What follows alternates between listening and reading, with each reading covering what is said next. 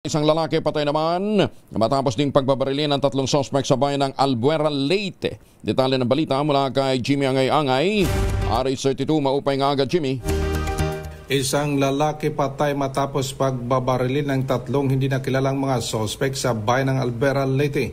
Kilala ng PNP ang biktima si alias June, 42 anyos, may asawa, residentang Sitio Lawis, Barangay Poblacion, Albuera.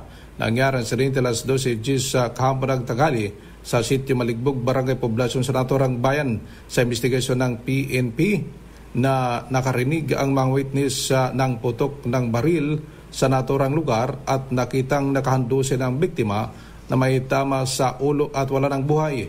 Nakumpiska sa crime scene ang isang sachet ng shabu. Sa kasalukuyan, patuloy sinasagawang hot pursuit operation ng kapulisan laban sa suspect at inimbestigahan ang naturang insidente. Mula dito sa DYVL Action Radio Tacloban, ito si RH32 Jimmy Angay-Angay para sa DZRH. Una sa Pilipinas, una sa Pilipino. Daghang salamat, Jimmy.